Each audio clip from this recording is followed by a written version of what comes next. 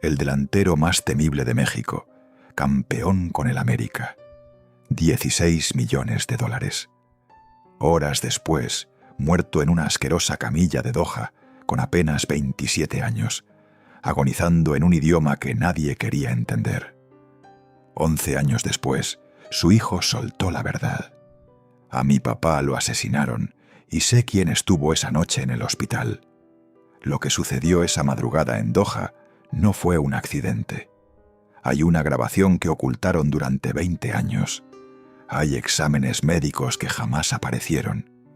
Y hay una persona que entró al hospital esa noche y que hoy vive como si nada hubiera ocurrido.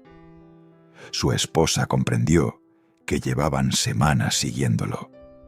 Para entender por qué Cristian Benítez murió a los 27 años, hay que retroceder 20 años atrás, a una casa humilde de Quito, a un padre futbolista que cargaba un secreto y a una herida que el Chucho llevó toda su vida sin contársela a nadie.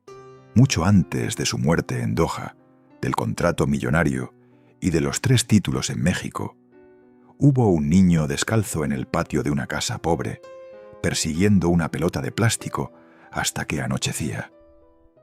Ese niño se llamaba Cristian Rogelio Benítez. Nació un 1 de mayo, Día del Trabajador, y desde el día en que su mamá lo cargó en brazos, el padre no estuvo ahí.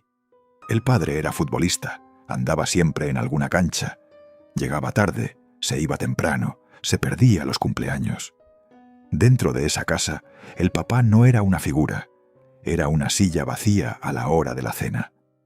Cristian creció mirando 2 cosas: la pelota gastada en el patio y la cara cansada de su mamá cuando caía la noche y el papá todavía no había vuelto. Pero lo peor no es eso. Lo peor es lo que ese niño aprendió a los 6 años sin que nadie se lo explicara. Aprendió que el fútbol da y quita. Aprendió que un goleador puede dormir en la misma cama que una mujer que cuenta monedas para la leche. Aprendió que el aplauso del estadio nunca llega hasta la cocina. Y aprendió algo más, algo que marcaría cada decisión de su vida hasta esa madrugada en Qatar. 27 años después, aprendió que él tenía que ser diferente, que no iba a dejar a su mamá esperando como su papá la había dejado esperar, que iba a sacarla de esa casa, que iba a hacer del fútbol no un sueño, sino una obligación. A los 7 años pateaba una pelota de plástico en una calle de tierra. Los vecinos decían que era rapidísimo, que tenía gol en los pies, que iba a ser mejor que el papá. Cristian no contestaba, solo seguía pateando hasta que oscurecía, hasta que su mamá lo llamaba a comer. Y él entraba con la pelota debajo del brazo y le decía una sola cosa, siempre la misma, antes de sentarse a la mesa: algún día, mamá, algún día. A los 14 años, Cristian dejó de ser un chamaco con una pelota de plástico. Le ofrecieron ingresar a las divisiones inferiores de un club grande. Manny, su mamá, no quería, lloró. Le dijo que era muy chico, que primero la escuela, pero el muchacho ya había decidido. La pelota no se la quitó nadie. La promesa que se había hecho de niño tampoco. Entrenaba 2 veces al día. Iba en autobús a las 5 de la mañana, regresaba a las 9 de la noche. La mamá lo veía llegar con las piernas temblando y la cara pálida de hambre, y le servía sopa caliente sin decir nada. Sabía que decirle algo lo iba a lastimar, porque ese niño no estaba jugando. Ese niño estaba pagando una deuda que él solo se había impuesto. A los 18 años debutó en Primera División. A los 19 metió su primer gol como profesional. A los 20 ya tenía nombre en su país. Lo convocaban a la selección. Hablaban de él en la radio. A los 19 le hicieron entrevistas en televisión, pero a Cristian no le importaba la fama. Le importaba una sola cosa: que su mamá ya no contara monedas para la leche. Y por eso, cuando llegó la primera oferta del extranjero, no lo dudó. México, Santos Laguna, año 2007, 21 años recién cumplidos, maleta vieja, 2 pares de zapatos, la foto de su mamá en la cartera. Subió al avión sin saber que ese país donde aterrizaría esa tarde lo convertiría en un ídolo, y sin saber tampoco que ese país sería el último que lo vería con vida. Pero lo peor no es eso. Lo peor es que en ese vuelo, sentado junto a la ventanilla, mirando las nubes, Cristian Benítez ya cargaba una sombra que nadie había detectado. Una sombra que llevaba dentro del pecho desde que nació y que ningún médico había identificado.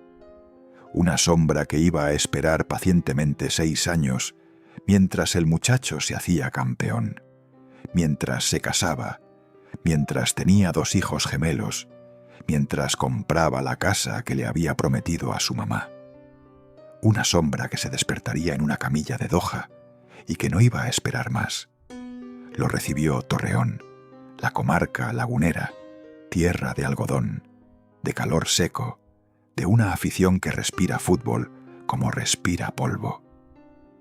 Santos Laguna era un equipo respetado, los guerreros, y necesitaba un goleador. En el primer entrenamiento, los compañeros mexicanos lo vieron correr y se quedaron callados. En el segundo, el técnico le dijo a la directiva que ese muchacho ecuatoriano no era una apuesta, era una bomba. 3 meses después debutó. Metió gol en su primer partido, metió gol en el segundo, metió gol en el tercero. La afición de Santos lo adoptó como propio antes de que terminara su primer torneo. Le pusieron camisetas con su nombre. Le gritaban su apodo desde la tribuna. Chucho, Chucho, Chucho. Y Cristian desde la cancha levantaba el dedo y miraba al cielo. Pero no era al cielo, era a una mujer mayor, en una casa pobre de Quito, que estaba viendo el partido por televisión y que estaba llorando. En el Clausura 2008, Cristian Benítez fue nombrado el mejor jugador del torneo. Tenía 22 años y por primera vez en su vida tenía dinero de verdad. Lo primero que hizo fue mandar a comprar la casa. A su mamá le llegó la llamada un martes. Cristian le dijo con voz tranquila que ya no tenía que volver a contar monedas, que ya estaba todo resuelto, que firmara los papeles, que la casa era de ella. Del otro lado del teléfono, la mujer no pudo hablar, solo lloró. Y Cristian, en un departamento alquilado en Torreón, también lloró, pero no se lo dijo. Esperó a que ella colgara, y entonces sí, solo se sentó en el piso y se cubrió la cara con las 2 manos. Esa fue la primera vez que pagó la deuda. No fue la última. Y aquí es donde la historia empieza a torcerse, porque cuando un muchacho de 22 años cumple su primera gran promesa, lo que viene después no es paz. Lo que viene después es vértigo. Empieza a aparecer dinero que él no sabe administrar.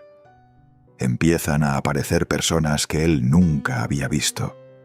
Empiezan a aparecer ofertas que parecen demasiado buenas.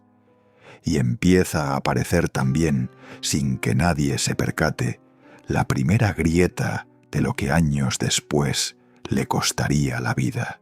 Guarda esto en tu mente, porque hay un hombre que entró en su entorno en esa época.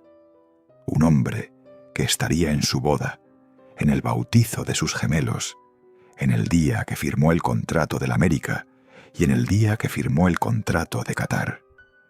Un hombre que la familia conoce y un nombre que 11 años después su hijo Fabiano todavía no se atreve a pronunciar frente a una cámara.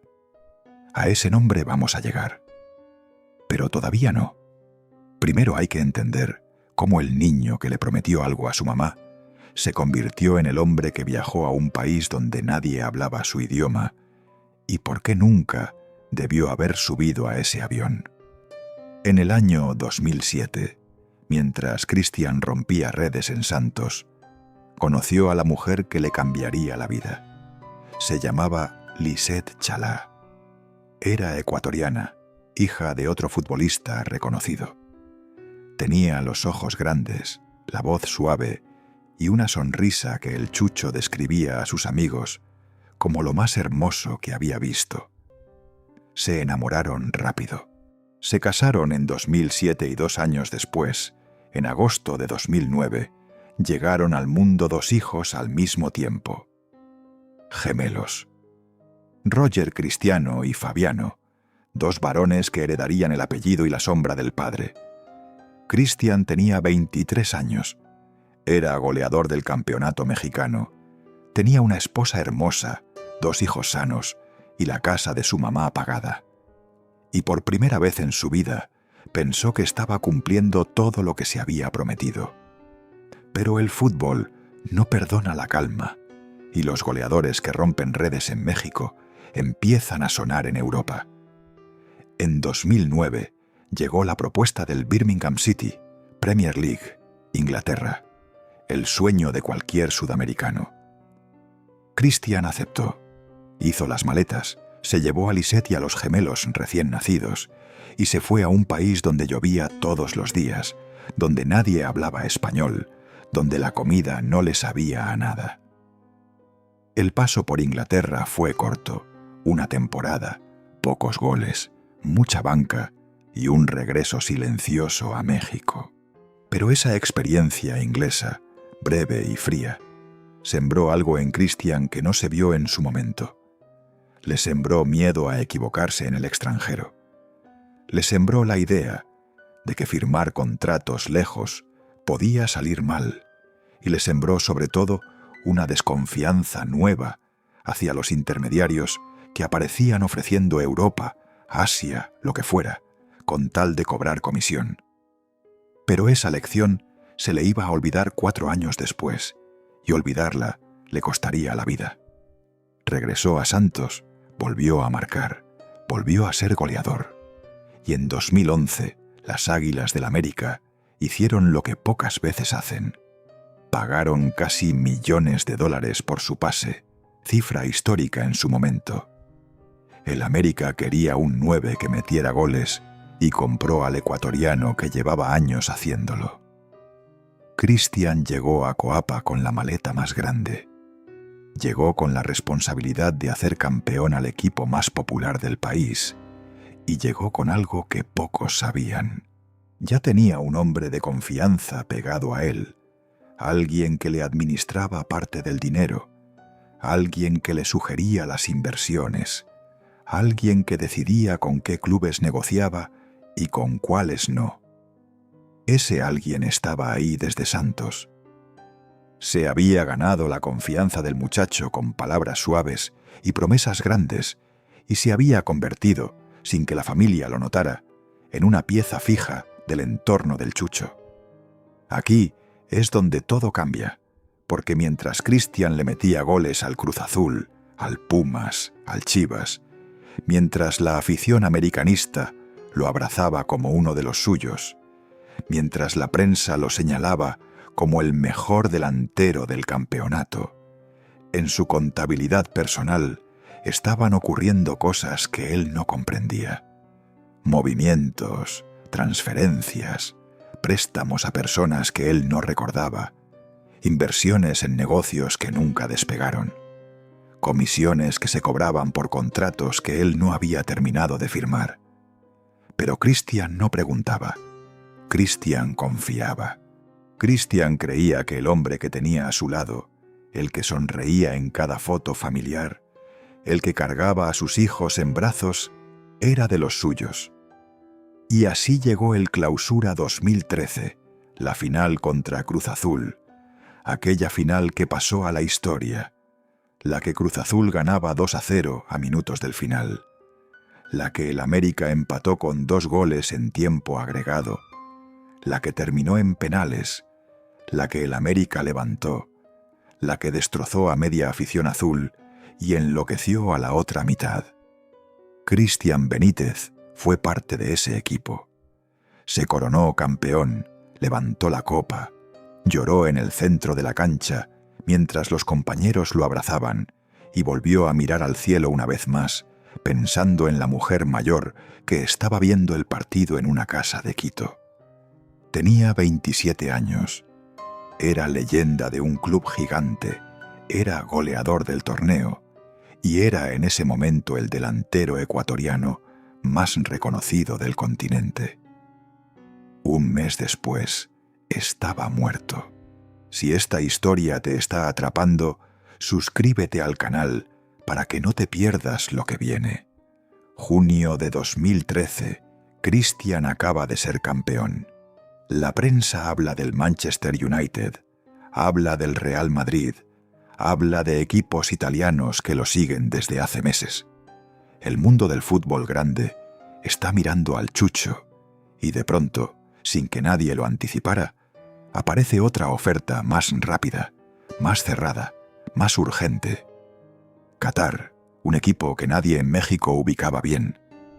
Jaish Sports Club, un club vinculado al ejército catarí que ofrecía $16 millones por el pase y un sueldo que en México era impensable. La familia se quedó callada. Lisette no estaba convencida. Quería Europa, quería un lugar donde se hablara su idioma, quería un país conocido. Pero el hombre del entorno del Chucho insistió. Habló con él durante semanas, le repetía las mismas frases. Chucho, esta es la oportunidad. En Europa te vas a sentar en la banca. En Qatar vas a ser el rey, vas a meter goles, vas a ganar dinero como nunca, vas a poder retirarte joven. Cristian dudó. Le pidió tiempo a Lisette, habló con su mamá, habló con el padre con quien ya tenía una relación más cercana, y al final, después de noches enteras pensándolo, dijo que sí. Firmó el 6 de julio de 2013. 22 días después estaba muerto, y aquí es donde la historia oficial se rompe. Llegó a Doha el 8 de julio. Lo recibieron en el aeropuerto. Le asignaron una casa amueblada en una zona residencial. Le presentaron al cuerpo técnico, le dieron el horario de entrenamientos y le explicaron con un traductor que iba y venía las reglas del país. Lisette llegó con los gemelos pocos días después. La familia se instaló. Cristian comenzó a entrenar. Los compañeros cataríes lo veían correr y movían la cabeza con asombro.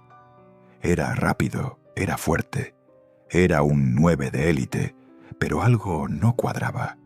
Cristian le decía a Lisette en privado que se sentía agotado, que el calor del Golfo Pérsico le pegaba duro, que los entrenamientos al mediodía, con 40 grados, le secaban el cuerpo, que dormía mal, que se levantaba con una sensación extraña en el pecho. Lisette le pidió que fuera al médico del club. Cristian le dijo que era cuestión de adaptarse, que ya iba a pasar. No pasó. El 28 de julio, 20 días después de llegar al país, el Jaish jugó la semifinal de la Copa del Jeque Jasem. Cristian entró de cambio en los últimos minutos. Tocó pocas pelotas, corrió poco, pero corrió bien.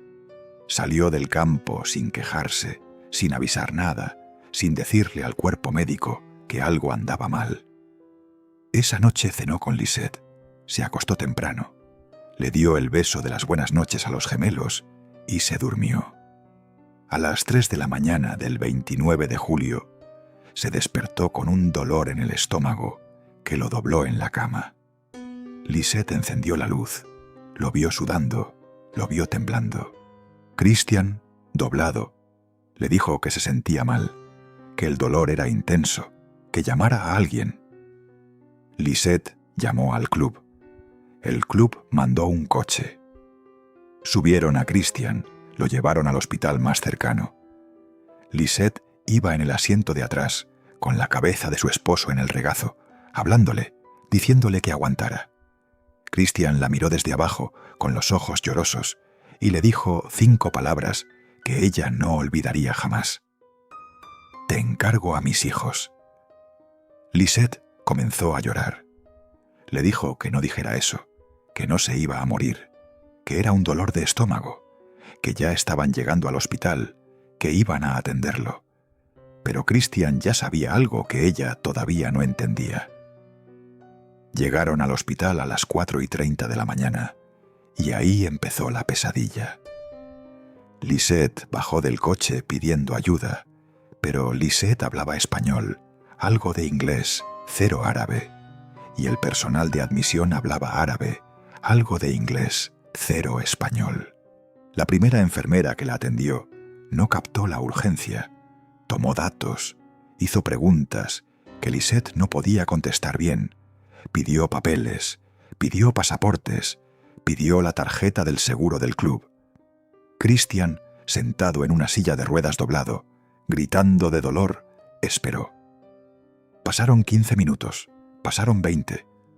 Lisette empezó a gritar, a pedirle al esposo que aguantara. Empezó a llamar por teléfono a Ecuador, a México, a quien fuera. A las 5 de la mañana, hora de Doha, sonó el teléfono en una casa de Quito. Clever Chalá, el suegro del Chucho, contestó medio dormido. Del otro lado escuchó la voz de su hija, una voz que ningún padre quiere escuchar jamás.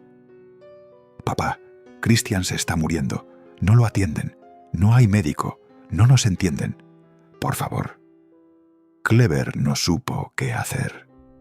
Empezó a llamar gente, a llamar a la federación, a buscar contactos en Qatar. Pero Quito y Doha están separados por miles de kilómetros y por 8 horas de diferencia.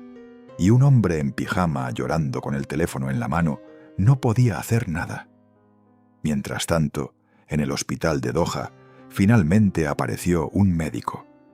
Habló inglés, examinó a Christian, vio el dolor abdominal, sospechó algo digestivo, pidió análisis, pidió radiografías, pidió tiempo que Christian ya no tenía. Pero lo peor no es eso. Lo peor es lo que Lisette empezó a notar mientras esperaba afuera del cuarto donde estaban atendiendo a su esposo. Notó que entraba y salía gente, pero no toda esa gente era personal médico. Un hombre vestido de civil entró al cuarto, habló un par de minutos, salió, no miró a Lisette, no le dijo nada, caminó por el pasillo y se marchó. Lisette lo vio, lo registró, pero estaba demasiado nerviosa para pensar en esa figura. La recordaría muchos años después, cuando ya estuviera de vuelta en su país, cuando ya hubiera enterrado al esposo, cuando empezara a hacer las preguntas que en ese momento no pudo hacer. Pero todavía no. Todavía estaba ahí pidiendo que la dejaran entrar, pidiendo que le dijeran qué pasaba, y nadie le respondía. A las 6:15 de la mañana, Christian convulsionó. Le dieron paro cardiorrespiratorio. Trataron de reanimarlo. No respondió. A las 6:30, un médico salió del cuarto, miró a Lisette y le dijo en inglés 3 palabras: «He is gone». Lisette se desmayó en el pasillo. La levantaron 2 enfermeras, la sentaron en una silla, le pusieron agua, le dijeron cosas en árabe que ella no entendía. Y mientras Lisette lloraba en ese pasillo, miles de kilómetros lejos, una mujer mayor en una casa de Quito empezaba a sentir, sin saber por qué, que algo terrible había ocurrido. Pasaron 11 años desde esa madrugada. 11 años en los que la viuda tuvo que volver a Ecuador, enterrar al esposo, sostener a los gemelos, salir adelante. 11 años en los que la familia repitió con voz cansada la versión oficial. Peritonitis mal atendida, falla cardíaca, anomalía congénita, causa natural. La prensa cerró el caso. El fútbol siguió. El Jaish pagó la repatriación del cuerpo y desapareció del mapa. El América le hizo un homenaje. La selección de Ecuador retiró simbólicamente su número, y poco a poco el nombre de Christian Benítez pasó de ser un goleador vivo a ser una foto en blanco y negro en las paredes de los estadios. Pero dentro de la casa, las cosas no estaban cerradas. Lisette les contaba a sus hijos quién había sido el papá. Les mostraba videos. Les explicaba los goles. Les hablaba de la final del América. Les decía que su papá era una buena persona, que los amaba, que no se merecía haber muerto así. Roger Cristiano, el mayor de los gemelos por minutos, escuchaba en silencio y se integró a las fuerzas básicas del América en México. Quería ser como su papá, pisar la misma cancha, vestir la misma camiseta. Fabiano, el otro gemelo, también jugaba al fútbol, pero hacía algo más, algo que el hermano no hacía, algo que la mamá tampoco hacía. Fabiano leía. Leía notas viejas, leía entrevistas, leía las declaraciones del médico de Doha, leía las 2 autopsias, leía las versiones que daban los amigos del papá, leía los reportes del club, leía todo. Y lo que iba leyendo no le cuadraba. En enero de 2024, Fabiano Benítez, ya con 21 años cumplidos, se sentó frente a una cámara del medio, detrás de la fama en Ecuador. Le pusieron un micrófono, le hicieron preguntas sobre el papá y el muchacho. Con voz tranquila, dijo lo que había estado callando durante 10 años. A mi papá lo mataron. El periodista que conducía la entrevista pestañeó. No esperaba esa frase, no con esa naturalidad, no con esa seguridad. Fabiano siguió hablando y dijo cosas que ningún medio mexicano había publicado jamás.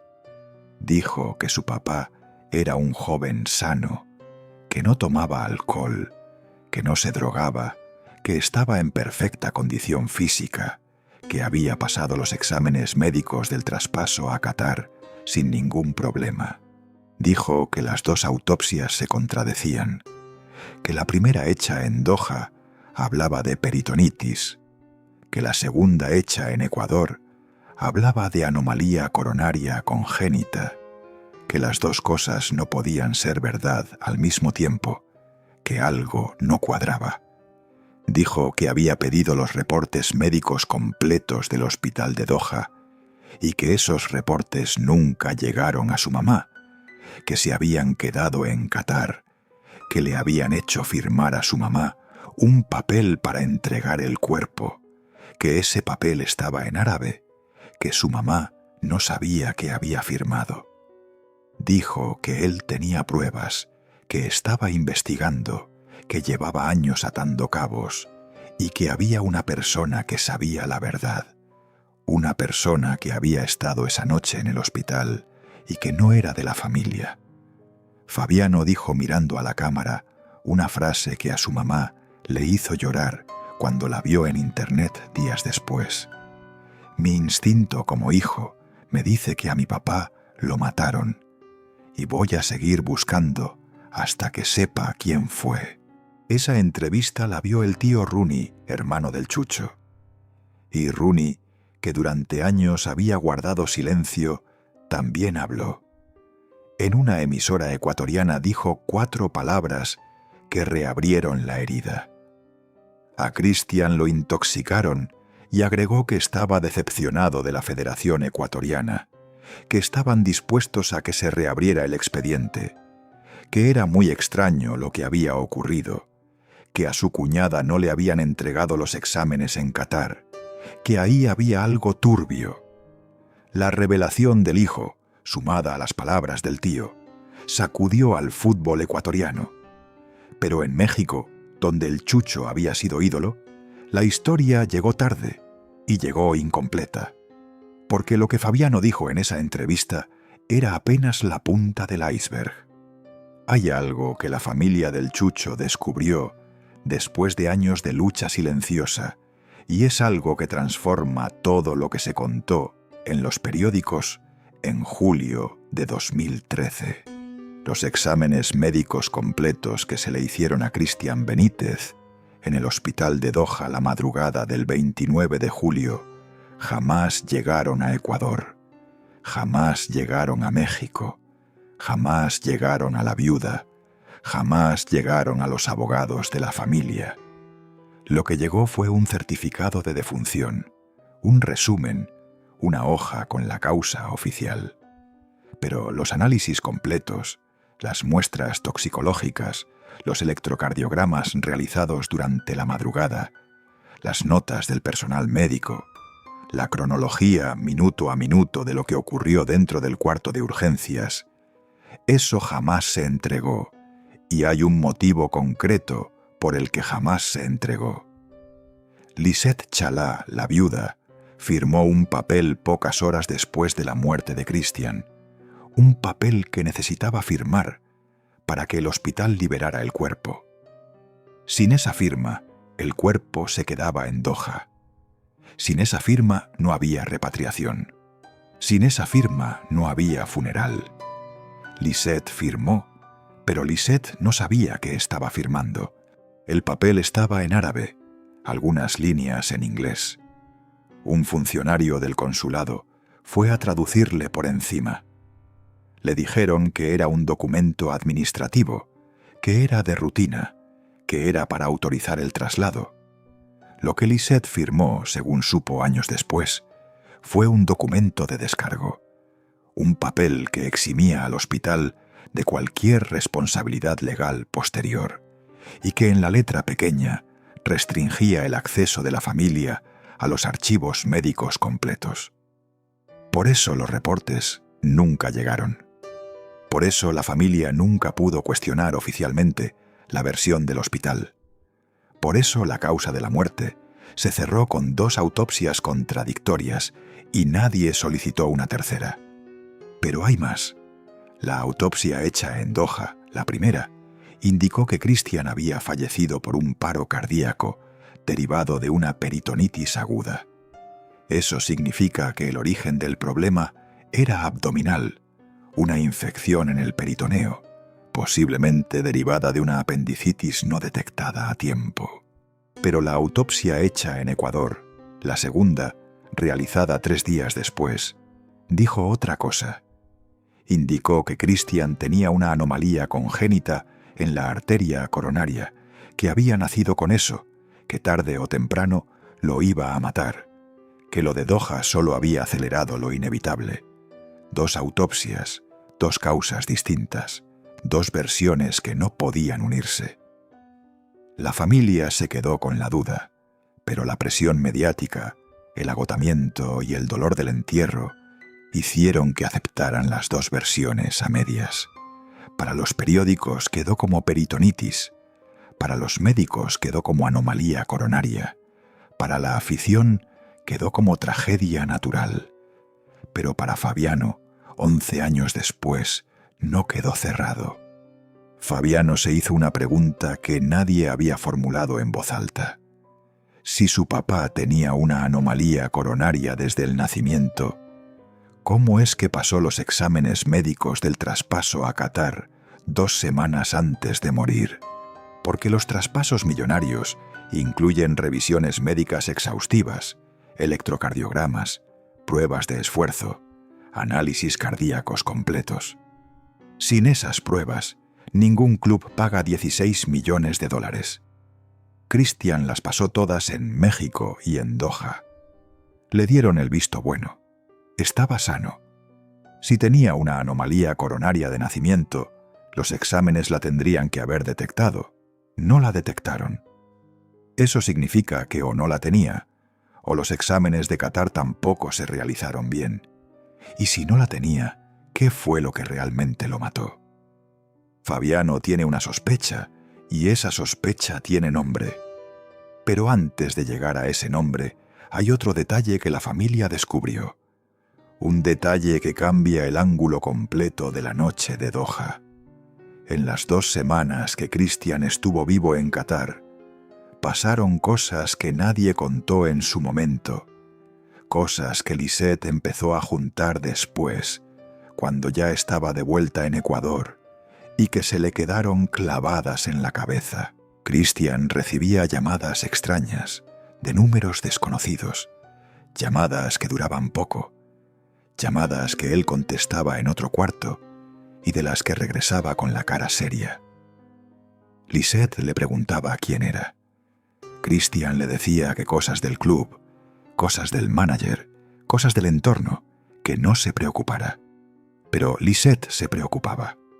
Una noche, 4 días antes de morir, Christian se sentó al borde de la cama y le dijo a su esposa una frase que ella todavía recuerda con cada palabra.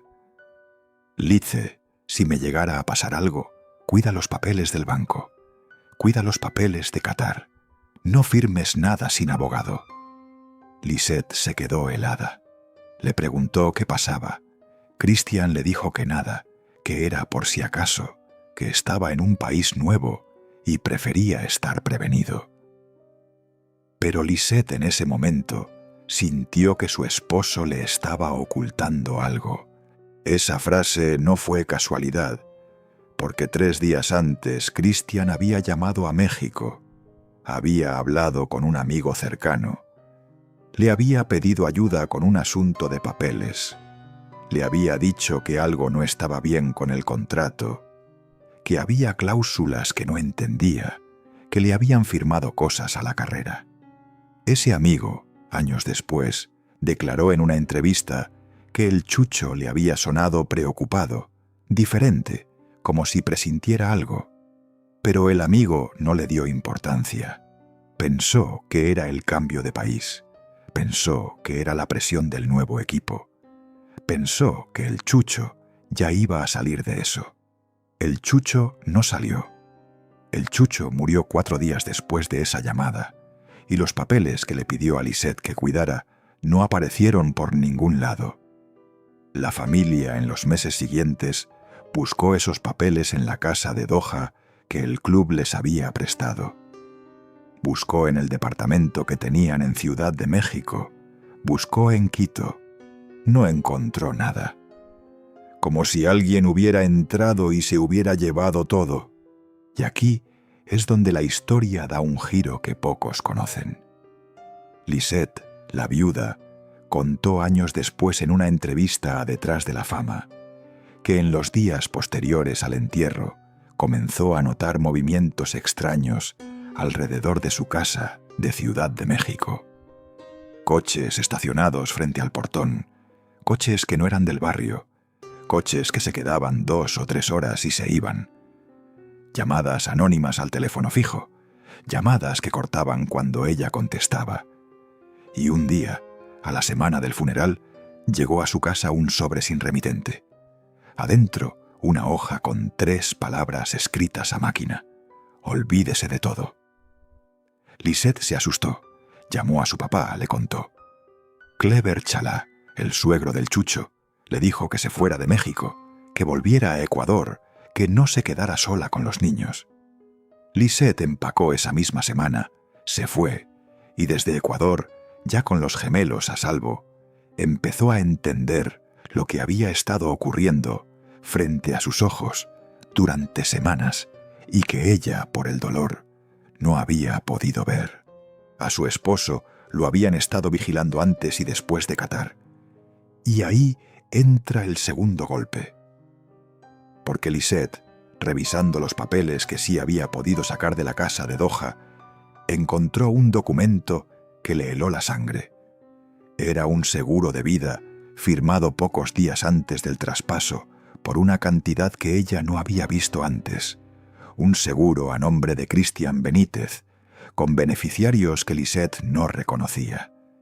Y aquí, querido espectador, es donde la historia oficial deja de funcionar.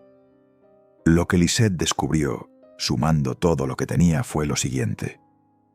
Su esposo había firmado un seguro de vida pocos días antes del traspaso a Qatar, un seguro vinculado al contrato millonario, un seguro que en caso de fallecimiento del jugador activaba pagos a varios beneficiarios.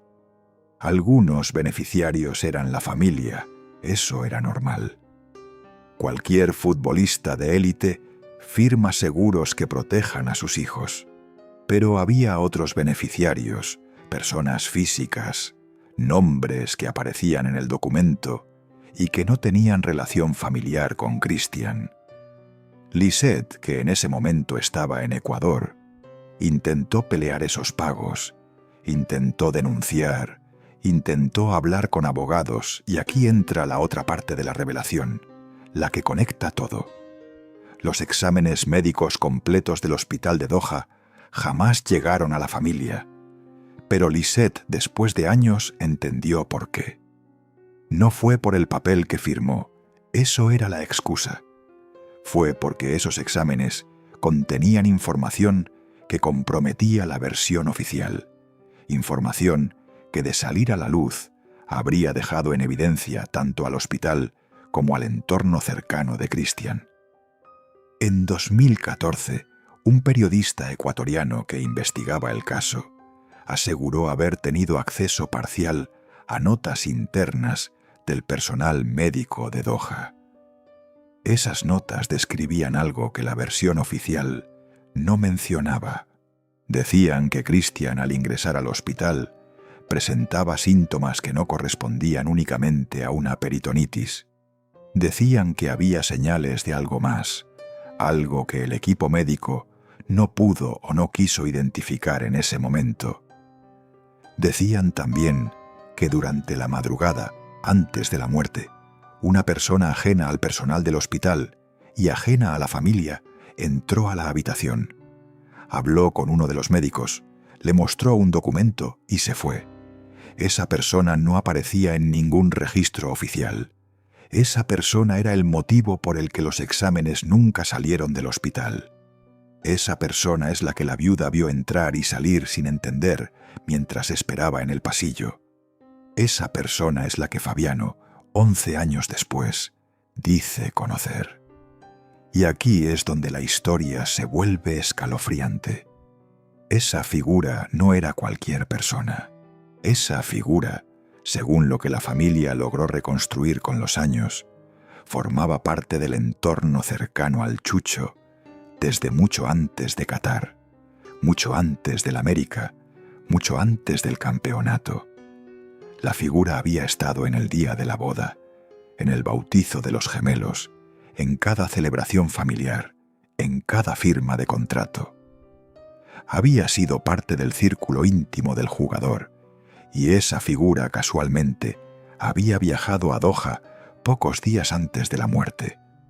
Lisette lo recordó cuando volvió a ver fotografías antiguas, ya en Ecuador, con la mente más fría. Recordó que esa persona había aparecido en Qatar el mismo día que ellos, que había insistido en estar presente para acompañar la firma, que había desaparecido del país pocas horas después de la muerte de Christian. Y esa persona, según información cruzada por periodistas ecuatorianos, era beneficiaria del seguro de vida. Pero hay algo más, algo que la viuda contó en privado años después, a personas de su confianza, y que jamás dijo en cámara. Esa persona del entorno cercano había llamado a Christian 2 veces el 28 de julio, 24 horas antes de la muerte. La primera llamada duró 7 minutos, la segunda 3. Christian, después de esas 2 llamadas, se puso silencioso. Cenó poco, no habló, se fue a dormir temprano. A las 3 de la mañana del día siguiente, despertó retorciéndose de dolor, y en el hospital esa misma persona apareció antes de que Lisette la viera, antes de que el médico llegara, antes incluso de que el club se enterara, porque esa persona ya estaba en Doha y ya sabía que algo iba a ocurrir. Cuando Fabiano Benítez creció y empezó a investigar, lo primero que buscó fue esa figura. La fue identificando por descarte, por viejas fotos, por nombres que aparecían y desaparecían en las facturas que sí encontró su mamá, por declaraciones cruzadas de amigos del papá, y llegó a una conclusión que él, con prudencia, no hace pública por completo, pero que sí ha compartido con personas cercanas. Esa figura, según Fabiano, era alguien del entorno de manejo del dinero del Chucho, alguien que tenía acceso a contratos, alguien que había gestionado el traspaso a Qatar a las carreras, alguien que había firmado en representación del jugador papeles que el propio jugador no había leído. Esa figura, dice Fabiano, se benefició económicamente de la muerte y desapareció del entorno familiar en el primer año posterior al fallecimiento. Pero Fabiano todavía no la nombra en cámara, y hay un motivo concreto por el que no la nombra. Porque Fabiano sabe que sin un proceso judicial, sin pruebas sólidas, decir un nombre completo significa exponerse a una demanda, significa exponer a su madre, significa exponer a su hermano, que está jugando en las fuerzas básicas del América en México. Por eso Fabiano repite una y otra vez la misma frase. Sé quién fue, pero todavía no puedo decirlo. Todavía estoy juntando pruebas. Y mientras Fabiano junta pruebas, esa persona sigue libre, sigue moviéndose en el ambiente del fútbol, sigue cobrando comisiones, sigue, según el hijo del Chucho, viviendo como si nada hubiera pasado. Si llegaste hasta aquí, suscríbete al canal. Hay historias como esta que no encontrarás en ningún otro lugar. Hay un detalle más, un detalle que se mencionó al inicio de esta historia y que ahora es momento de retomar. Existe una grabación de audio de los últimos minutos de Cristian Benítez en el hospital de Doha. Una grabación que ningún medio mexicano ha publicado. Una grabación que se hizo por accidente, según fuentes cercanas a la familia. Lisette, en su desesperación, había puesto el teléfono en altavoz mientras hablaba con su papá en Quito. El teléfono quedó encendido, quedó grabando y registró fragmentos de lo que ocurrió en ese pasillo durante esas horas.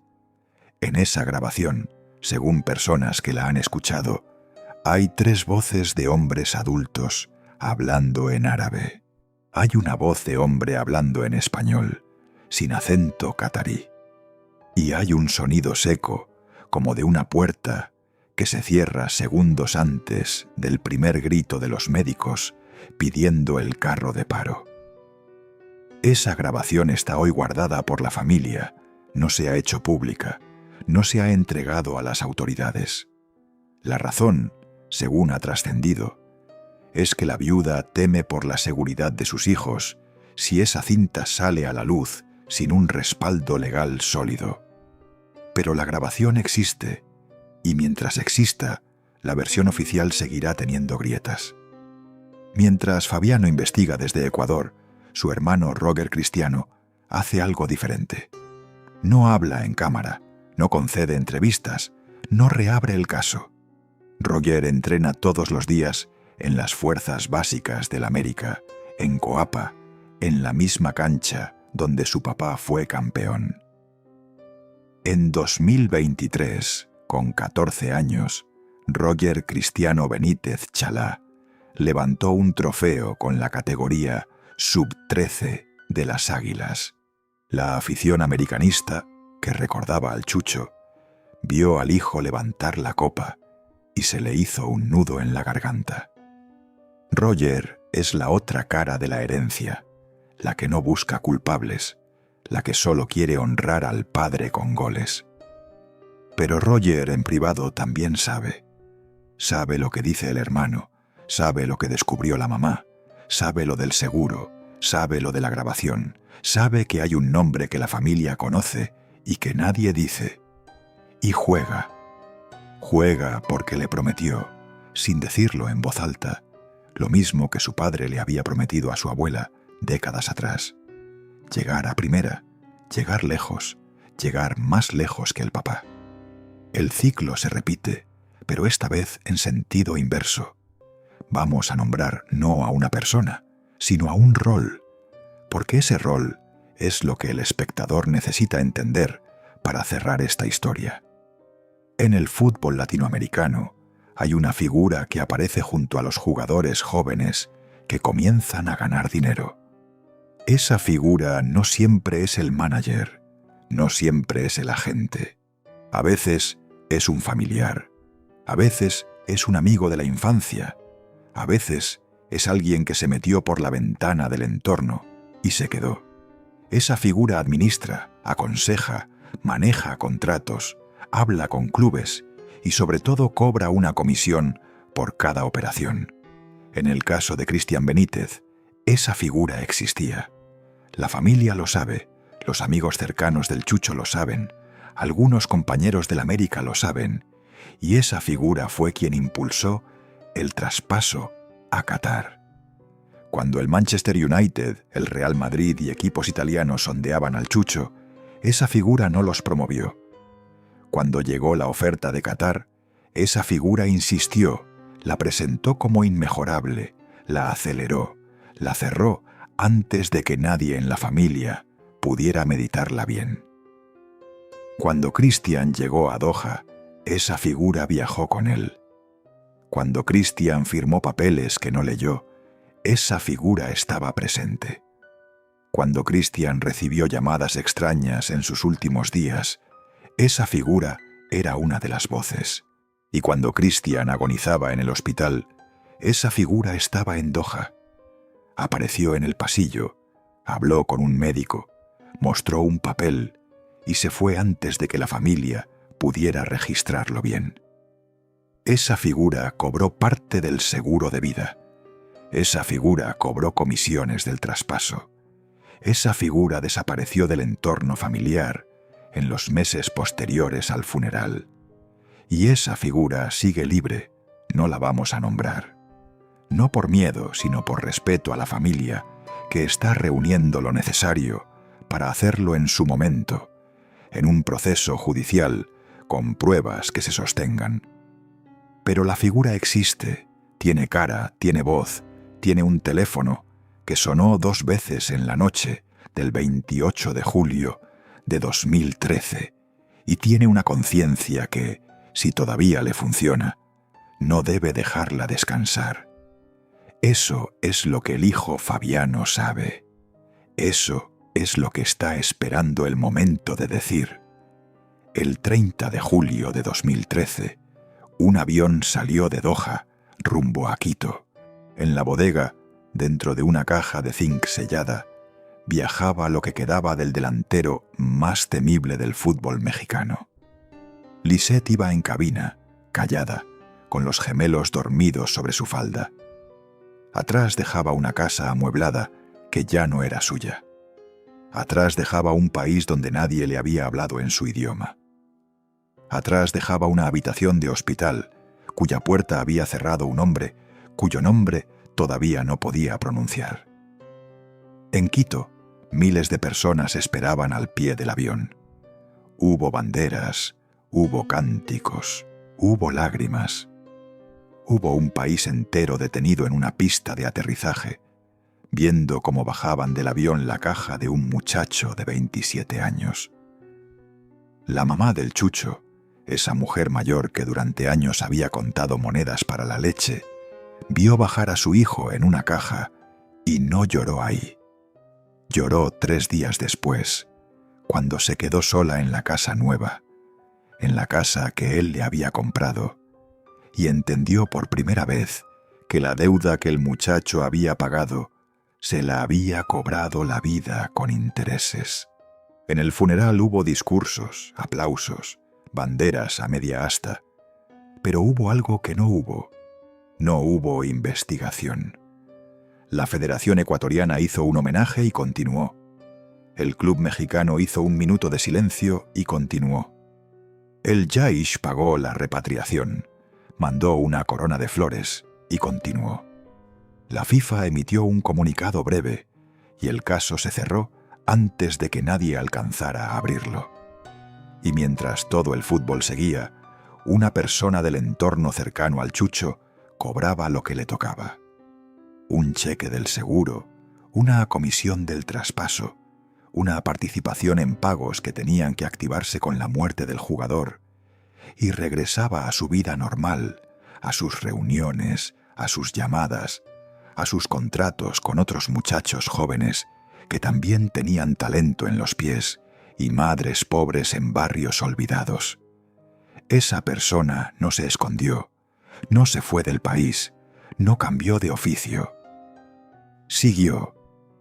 Y eso, querido espectador, es lo que más le duele a Fabiano cuando lo recuerda. No el dolor de haber perdido al papá, eso ya lo procesó. Lo que no procesa es la impunidad, la idea de que alguien pueda haber tenido algo que ver con la muerte de su padre y siga libre, sin un solo día de cárcel, sin una sola pregunta incómoda en una corte. Pero lo peor no es eso. Lo peor es que esa persona todavía hoy sigue vinculada al ambiente del fútbol latinoamericano, sigue cerca de jugadores jóvenes, sigue ofreciendo sus servicios, sigue siendo para algunos una opción confiable. Y los muchachos jóvenes que confían en ella no saben que hace 11 años hubo un goleador campeón con el América, joven, sano, padre de gemelos, esposo enamorado, que también confió y que terminó muerto en una camilla de Doha, pidiendo ayuda en un idioma que nadie quería entender. Vamos a juntar las piezas despacio, para que no se pierda nada. Cristian Rogelio Benítez Betancourt nació un 1 de mayo de 1986 en una casa humilde de Quito. Le prometió a su mamá que la sacaría de ahí. Cumplió la promesa, le compró la casa, le pagó la vida. Llegó a México a los 21 años, rompió redes, se hizo ídolo de Santos Laguna, regresó de un paso fallido por Inglaterra, se hizo ídolo del América, levantó el Clausura 2013. En el camino dejó entrar a su entorno a una persona que no debía haber entrado, una persona que se ganó su confianza, que manejó su dinero, que firmó papeles, que le aceleró un traspaso a un país donde nadie hablaba su idioma. En Qatar, Cristian firmó cosas que no leyó. Firmó un seguro de vida con beneficiarios que no eran solo su familia. Firmó un contrato con cláusulas que lo dejaban expuesto. Días antes de morir, Cristian tuvo el presentimiento de que algo no andaba bien. Le pidió a su esposa que cuidara los papeles. Le habló a un amigo en México pidiendo ayuda. Recibió llamadas extrañas de números que no reconocía. En la madrugada del 29 de julio, despertó con un dolor que lo dobló. Lo llevaron a un hospital donde nadie hablaba español. La esposa pidió ayuda en un idioma que nadie quería entender. El médico llegó tarde.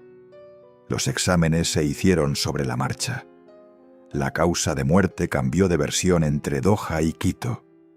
Y mientras él agonizaba, una persona ajena entró a su cuarto, habló con el médico, mostró un papel y se fue antes de que nadie la registrara. La viuda firmó, sin entender, un documento en árabe que le bloqueó el acceso a los exámenes médicos completos. Recibió coches sospechosos en la puerta de su casa de México. Recibió un sobre con 3 palabras escritas a máquina. Se fue del país. Nunca pudo pelear judicialmente lo del seguro. 11 años después, Fabiano se sentó frente a una cámara y dijo lo que nadie había dicho. A mi papá lo mataron.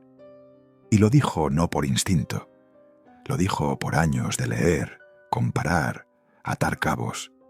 Lo dijo con pruebas que todavía no muestra completas. Lo dijo con la certeza de un hijo que perdió a su padre a los 10 años y que pasó la siguiente década preguntándose por qué. La frase del chucho moribundo, la que le dijo a Lisette en el coche camino al hospital, ahora cobra peso. Te encargo a mis hijos.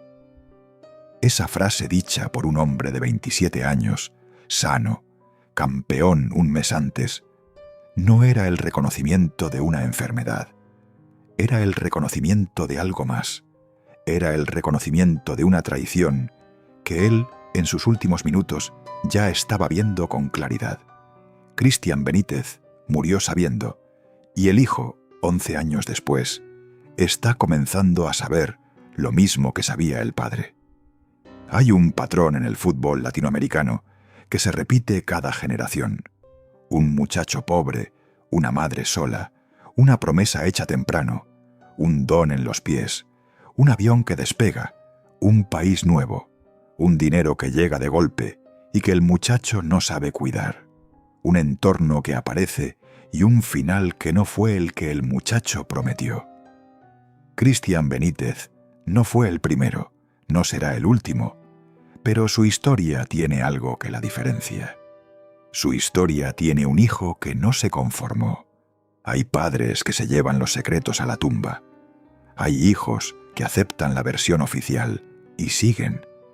Y hay hijos que, como Fabiano, deciden que no van a vivir con la duda, que prefieren cargar la búsqueda de por vida antes que dejar el nombre del papá enterrado en una mentira. En Coapa, el otro gemelo, Roger Cristiano, sigue entrenando. Patea pelotas en la misma cancha donde su papá fue campeón. Va a las divisiones inferiores con el peso del apellido a cuestas y cada vez que mete un gol, levanta el dedo y mira al cielo. Igual que el papá, igual que el abuelo, igual que la cadena de hombres que en su familia han tenido que jugar al fútbol para pagar deudas que no eligieron. Esa es la verdadera tragedia.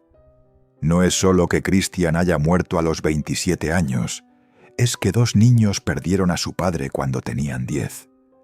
Es que una mujer joven enterró al amor de su vida y tuvo que criar sola a los gemelos. Es que una madre en una casa humilde de Quito vio morir al hijo que le había comprado el techo donde dormía. Es que una promesa de niño se cumplió en sentido contrario. El Chucho no dejó a su mamá sola. La dejó sola a ella para siempre. Y en algún lugar, una persona que entró a un cuarto de hospital de Doha esa madrugada sigue libre, sigue moviéndose en el ambiente del fútbol, sigue cobrando comisiones, sigue cenando con su familia los domingos, sigue durmiendo en una cama caliente, mientras Lisette Chalá se despierta cada mañana con la imagen de su esposo, agonizando en una camilla, y mirándola para decirle 5 palabras que cargará el resto de su vida. Te encargo a mis hijos. 5 palabras de un hombre que sabía. 5 palabras que tardaron 11 años en comenzar a tener una respuesta. Y mientras Fabiano sigue investigando, mientras Roger sigue entrenando, mientras Lisette sigue esperando justicia, esa persona que no debía estar sigue ahí en algún lado sin pagar, hasta el día que el hijo termine de juntar todo y diga el nombre. Hay una imagen que tal vez no viste cuando murió el Chucho, pero que hoy, después de escuchar todo esto, quizás veas distinto. Es la imagen de Cristian Benítez en la final del Clausura 2013, levantando la Copa del América, sonriendo con los compañeros, llorando un poco, mirando al cielo y señalando hacia arriba. En ese momento, Cristian no sabía que le quedaba un mes de vida. No sabía que el contrato que iba a firmar al día siguiente lo llevaría a un país donde nadie hablaba su idioma. No sabía que la persona que lo abrazaba en esa foto, sonriéndole con cariño, ya estaba moviendo papeles que se activarían con su muerte. Cristian solo levantaba la copa, solo miraba al cielo, solo pensaba en una mujer mayor en una casa de Quito que estaba viendo el partido por televisión.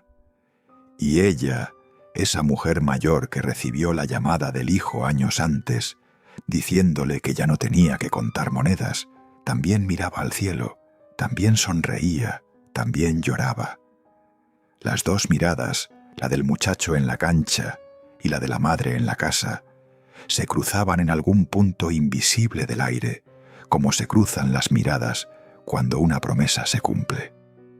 30 días después, ese mismo muchacho estaba en una caja de zinc, bajando de un avión, y la mujer mayor, la mamá, la que había contado monedas, la que había recibido la casa, la que había escuchado algún día mamá, algún día durante toda la infancia del hijo, esa mujer se sentó en el funeral y entendió que algunas promesas se pagan 2 veces, una con la vida y otra con la muerte.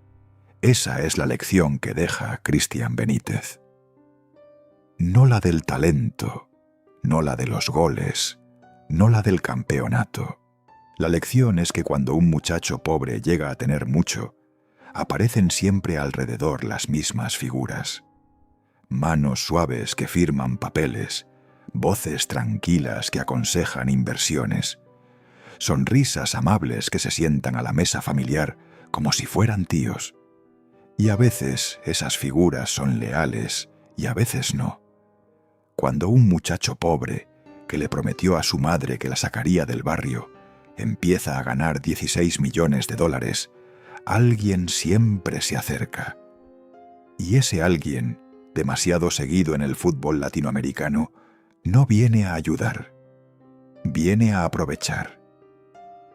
El Chucho confió, igual que confiaron Maradona, Cabañas, Adriano, Romario y tantos otros, igual que están confiando ahora mismo, en este momento, decenas de muchachos jóvenes en Latinoamérica que sueñan con sacar a su mamá del barrio, que firman papeles que no leen, que dejan que el dinero lo administren otros, que viajan a países donde nadie habla su idioma y que un día, sin saber por qué, despiertan con un dolor en el pecho que ningún médico va a saber explicar a tiempo.